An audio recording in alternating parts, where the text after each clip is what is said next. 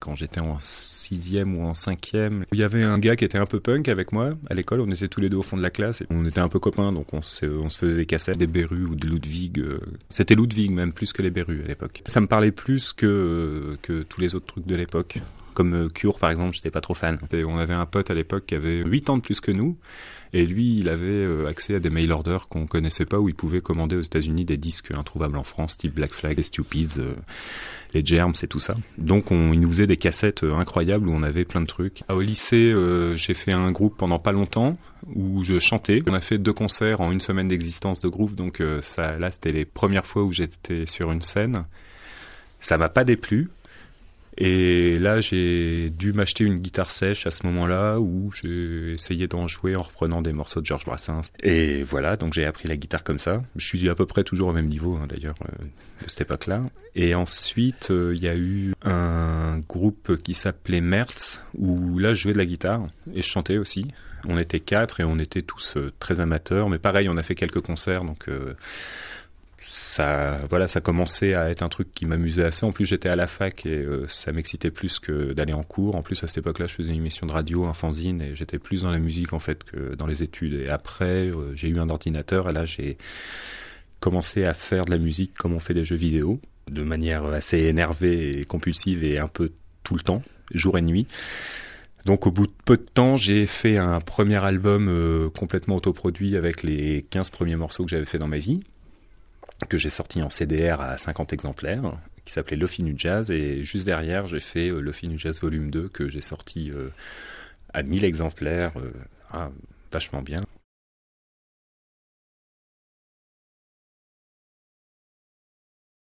Moi j'arrive avec Wunderbar Dry, donc plein d'interviews dont Marie-Claire, Japon, tout ça, où tout le monde me parlait du lounge, du fooding, machin.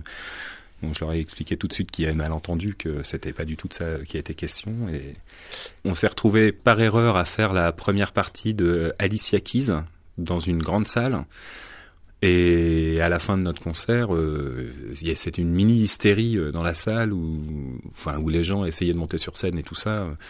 Il y a tout, voire tout en mieux. Enfin, en musique, hein. Il y a des magasins de disques partout. Il y a des magasins de disques spécialisés, Coltrane, 58-63, quoi.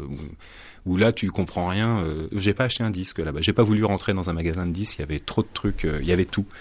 Et après les concerts, on était presque considérés un peu comme des punks parce que ça hurlait dans tous les sens. Ça sautait partout.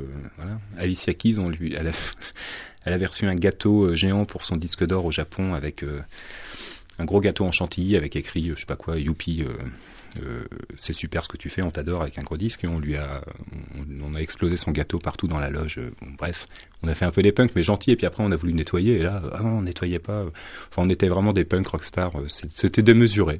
Ce qui m'excite plus, c'est qu'on a joué 3 ou 4 fois à Istanbul, et la dernière fois qu'on y a été, on a rempli une salle de 3000 personnes. La première fois qu'on a été jouer là-bas, c'était il y a 2 ans. Et entre-temps, il y a des groupes qui se sont montés, des petits jeunes, qui ont fait un peu la musique qu'on faisait à l'époque, enfin, qui ont essayé de refaire ce qu'on faisait. Et ça, j'ai trouvé ça dingue, quoi. Qu'on ait suscité des vocations à Istanbul. Et alors, du coup, on est revenu avec la nouvelle formule, plus rock'n'roll et tout. Et là, les gamins, vite, faut se racheter des guitares, on y va. Ouais. Et ça, je trouve ça dingue, que ça marche autant, à Istanbul, du moins.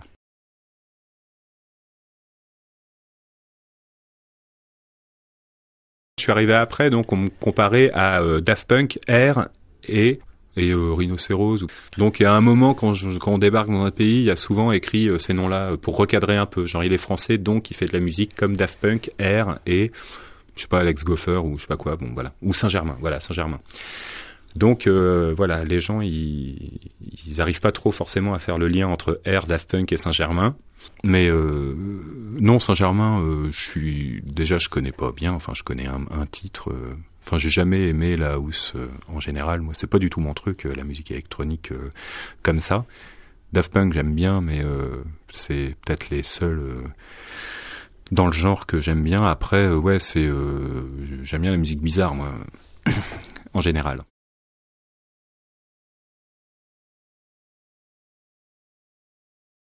On a joué en banlieue. Et il y a 2 gars qui sont venus me voir à la fin du concert, super sympa. Enfin bref, des mecs qui sont fans. Bon, alors c'est toujours étonnant, mais ça me fait très plaisir. Et un des 2 gars est pianiste depuis qu'il est tout petit.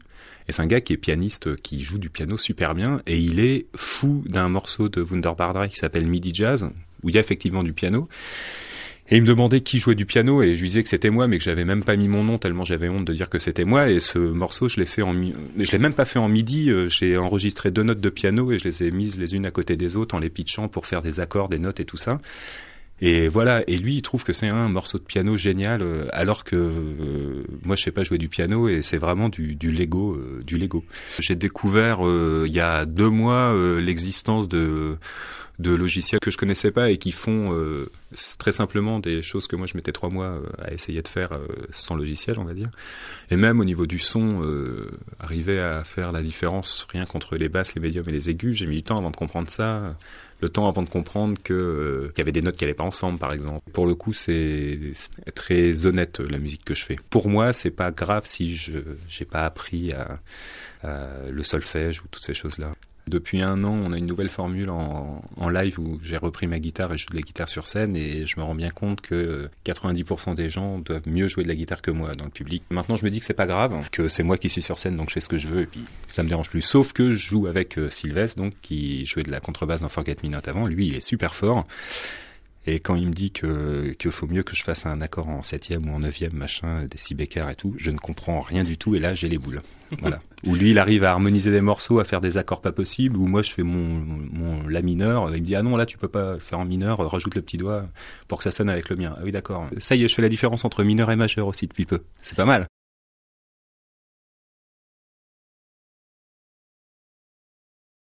Quand je fais des morceaux, je repense pas forcément à reprendre ma guitare avec une grosse disto. Ça marche bien sur une scène avec plein de gens pour emmener tout le monde. Après à la maison, j'écoute moins fort la musique déjà, donc forcément je suis moins énervé. Là, la nouvelle formule du live, c'est guitare, basse, batterie. En plus, je fais des machines et je chante et il y a un trombone. Donc ça fait 1 an qu'on essaye des trucs et en 1 an ça a déjà changé plein de fois. Enfin les morceaux évoluent. Mais c'est rigolo en fait. Généralement on rigole au concert. Le VJ était là et voilà, ça s'est fait assez naturellement, sans encore une fois qu'il y ait de concept particulier. Enfin, lui il faisait les images, moi je faisais la musique, il faisait son truc en images, je faisais mon truc en musique. Enfin, les deux fonctionnaient comme ça, mais voilà, il est parti et il n'y a pas besoin de le remplacer parce que c'était pas un truc réfléchi au départ.